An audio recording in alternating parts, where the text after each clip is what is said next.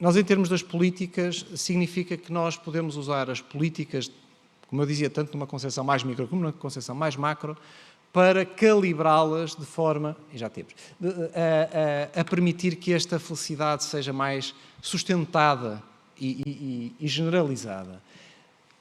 Algumas políticas que nós podemos implementar: ouvir e acatar ideias dos colaboradores. Criar espírito coletivo, não supressor dos indivíduos. Portanto, criar aqui, por um lado, espírito coletivo, por outro lado, espaço à individualidade. Conjugar os incentivos monetários com os incentivos monetários. A palavra importante aqui é conjugar. Não é também só dar salários emocionais às pessoas. Também precisam de dinheiro, não é? Elogiar e reconhecer o mérito. São coisas, às vezes, muito simples que uma liderança pode fazer e com efeitos na nossa mente muito mensuráveis. Elogiar e reconhecer, mas já disse, e delegar e democratizar. Também é um elemento que nós sabemos nas empresas mais antigas, mais tradicionais, mais fechadas. Este elemento de delegar é muito difícil e o elemento de democratizar também. Nós também podemos pensar na democratização progressiva das empresas, isso é algo que nós devemos apostar. Finalmente, há aqui dois pontos.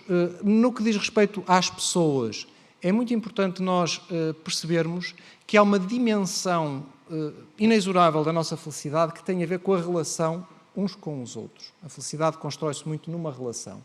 E por isso nós falamos de conceitos como capital social, capital relacional, cultura familiar e de amizades, as relações não instrumentais, o altruísmo e o combate à solidão e ao isolamento. E deixem-me só dizer aqui notas simples. No combate à solidão e ao isolamento, a solidão e o isolamento é um dos males das sociedades contemporâneas. Não é?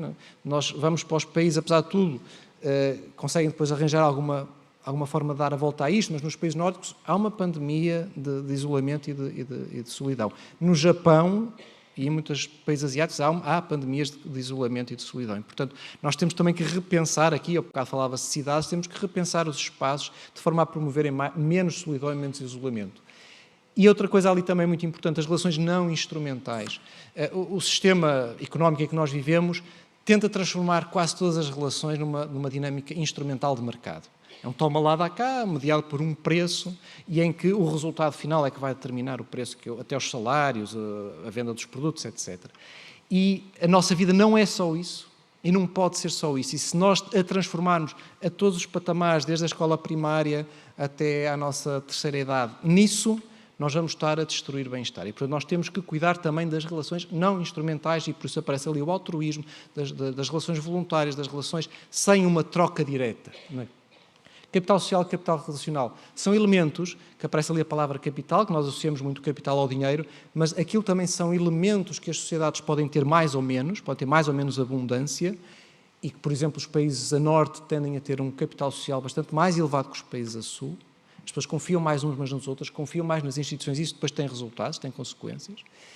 O capital relacional, aí já somos mais nós, a sul, que costumamos ter bons níveis, porque temos uma teia, principalmente ao nível das amizades e das famílias, que nos estrutura mais. Não é? Mas isto tudo são elementos flexíveis ao longo do tempo, dinâmicos, e que uns às vezes impactam nos outros, e nós temos que os cuidar se queremos ter uma sociedade feliz. E isso significa também que o tema da felicidade é um tema, e por isso é que eu trouxe esta visão um bocadinho mais enquadradora, é um tema que não pode ser pensado isoladamente de um ponto de vista muito micro. A sustentabilidade ecológica, económica e da felicidade estão todas interdependentes. Hoje isso está cada vez mais evidente.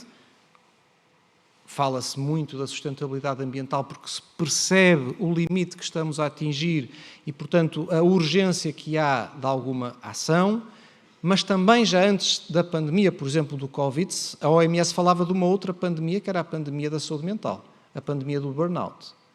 E ela continua aí, não é? E, portanto, se nós não somos capazes de conciliar produtividade com saúde mental, nós estamos mal. E, portanto, nós não podemos querer ter o índice da produtividade lá em cima se depois, à custa disso, destruímos a saúde mental das pessoas. E isso começa, às vezes, até na China já começam as crianças a ter outros sistemas de avaliação, porque eles apostaram também muito num puxar dos limites da competitividade infantil por causa da obtenção de resultados académicos, e hoje estão a andar para trás, porque percebem os efeitos secundários negativos que isso pode trazer. E, portanto, no fundo, há aqui uma ideia de equilíbrio, de juntar peças que são diferentes, mas que estão interdependentes, e se nós queremos felicidade e sustentabilidade, nós temos que enquadrar a economia dentro da ecologia e dentro da nossa bem-estar mental. Muito obrigado.